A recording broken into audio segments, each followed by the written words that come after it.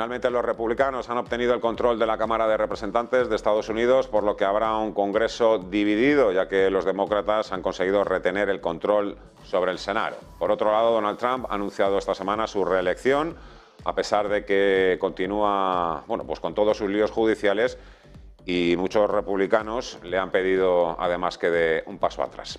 Saludamos ya a José Antonio Gurpegui, es director del Instituto Franklin y catedrático de Estudios Norteamericanos en la Universidad de Alcalá. Señor Gurpegui, ¿qué tal? ¿Cómo está? Muy buenas tardes, muchas gracias. Buenos días. Buenos días. Supongo que el anuncio de Donald Trump no ha sido una sorpresa para casi nadie, a pesar de que muchos han atribuido precisamente los malos resultados en las elecciones de medio mandato a sus políticas. Sí, las dos cosas son ciertas. No ha sorprendido a casi nadie y estos resultados tan pírricos, ¿no? Con apenas un puñado de congresistas pertenecientes a la Cámara más, que sí es cierto que le da la mayoría, ha sido un beneficio pues ciertamente exiguo, sobre todo para lo que se pensaba o lo que se consideraba que podía ocurrir que se hicieran con un amplio control de las dos cámaras, ¿no? No ha sido así y muchos republicanos culpan precisamente a Donald Trump de su involucración en estas elecciones. Me uno yo a ese punto de vista, dicho sea de paso, en el sentido de que en cierta forma o en algún momento parecía que estuviéramos hablando de un refrendo a su intención de volver a presentarse en primer lugar a las primarias republicanas, ¿no? Y en caso de que las ganara, después a la carrera presidencial dentro de 2 años. Parece que era un referéndum sobre la política de Joe Biden y acaba terminando convirtiéndose también en un referéndum sobre el propio Donald Trump. Esas elecciones de mitad de mandato. Normalmente las elecciones de medio término son eso. Hombre, siempre al ser unas elecciones más o menos locales de cada estado, ¿no? Hay estados con mayores que España, ¿no? Pero bueno, digamos que son más o menos locales, pues siempre a los candidatos se les conoce mucho más, se vota mucho más a los candidatos que se conocen, no necesariamente al partido, pero bueno, en cierta forma siempre estas elecciones de medio término son y han sido histórica y tradicionalmente entendidas como una suerte de baremo de cómo se valora las actuaciones del presidente después de esos 2 primeros años de mandato, ¿no? Pero este año yo creo que ha sido lo contrario, que lo que se valoraba eran las actuaciones del anterior presidente, del expresidente Donald Trump, más que las del propio presidente Biden, ¿no? De hecho, yo no participo de los titulares que dicen que Biden logra detener la marea roja en referencia al color del Partido Republicano, porque antes de las elecciones la popularidad de Biden era muy baja, en torno a los 40 puntos, y sin embargo su desaprobación era mucho mayor.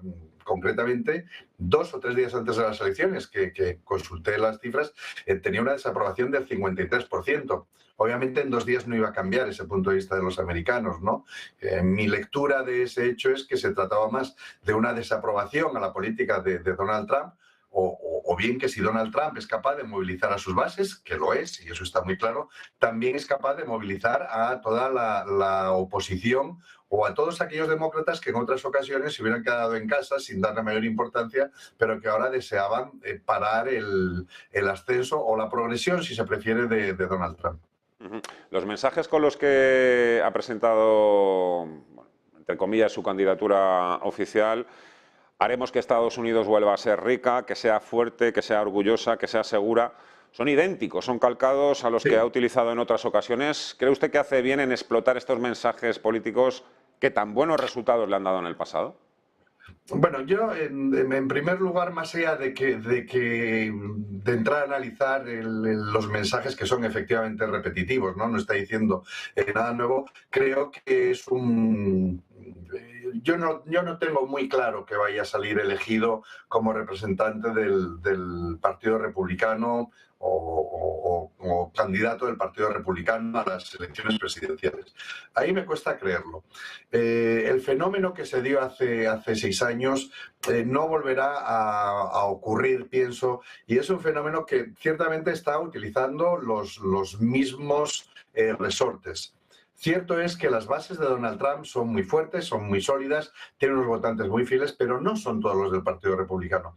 Y quienes no son trampistas aférrimos o trampistas convencidos que votarán y que apoyarán a Trump, ocurra lo que ocurra, que son numerosos, no digo que no sean numerosos, son numerosos, pero el resto del Partido Republicano, no sé si decirlo que lo tiene en contra, pero desde luego que no ve con buenos ojos, ni mucho menos, la candidatura de Donald Trump para unas nuevas elecciones, sobre todo con unos mensajes que, como bien decía, son exactamente idénticos a los de hace 6 años, que ya no logran ilusionar, que ya no logran convencer.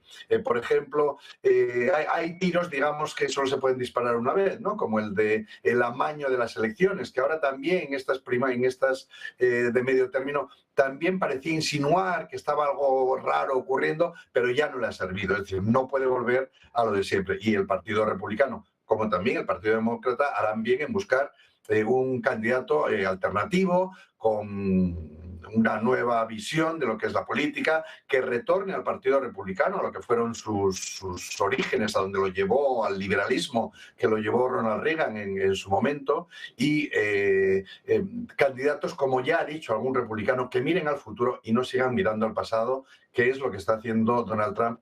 Y en cierta forma es también lo que representa Joe Biden. De manera que el partido que no se renueve, cualquiera de los dos, pues lo puede tener bastante difícil en las elecciones. Perdón si me estoy extendiendo en las respuestas, disculpe.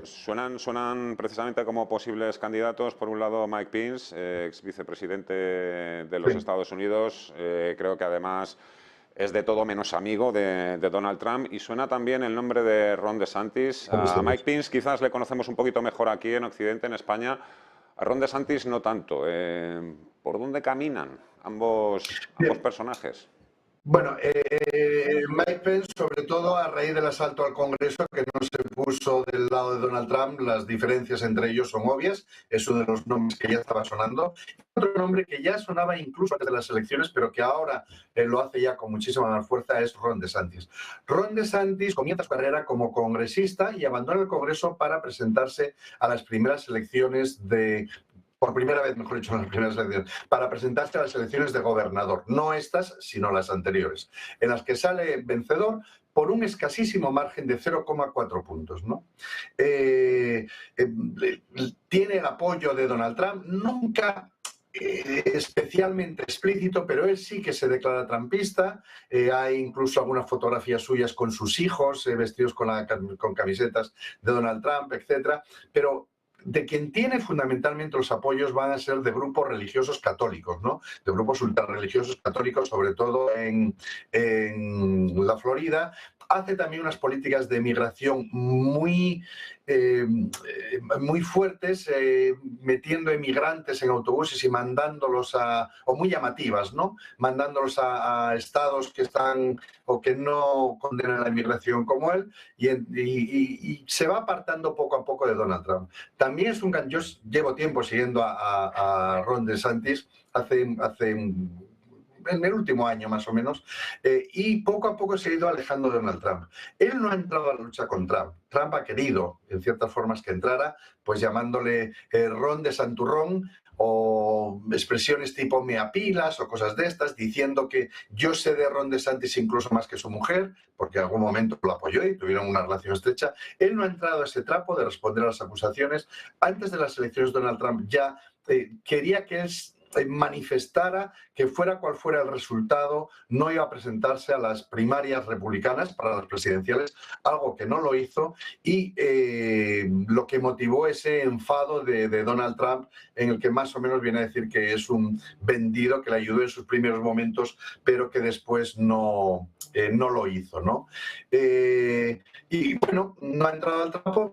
Es significativo, tampoco ha dicho que va a ir que va a optar a las presidenciales, pero sí que lo que sí ha dicho es que a partir de ahora comienza la pelea de verdad, o una expresión por el estilo, ¿no? No ha dicho tengo 4 años de mandato, sino que o a partir de ahora comienza la pelea de verdad o comienza la verdadera lucha o algo por el estilo, que puede entenderse como que está considerando su opción de presentarse a las primarias, y no tengo la menor duda de que está teniendo presiones para ellas, e incluso la Fox, que ya se está, la Fox y los miembros, los medios de comunicación republicanos que han estado apoyando a Donald Trump, se están alejando también. Para mí eso es muy significativo. Por ejemplo, decía la Fox, tenemos Ron para rato, o un programa que sigo en la Fox que se llama El Ángulo, por mirar las cosas desde otro ángulo. Ya hablaban de qué es lo que tiene que hacer el próximo candidato republicano a la presidencia, y para nada mencionaban ni tan siquiera referenciarlo implícitamente a Donald Trump.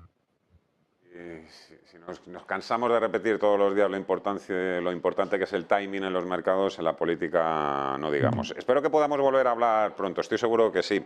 Cuando queráis, a Señor vuestra disposición siempre. un fuerte abrazo, hasta la próxima. Un fuerte abrazo, buenos días.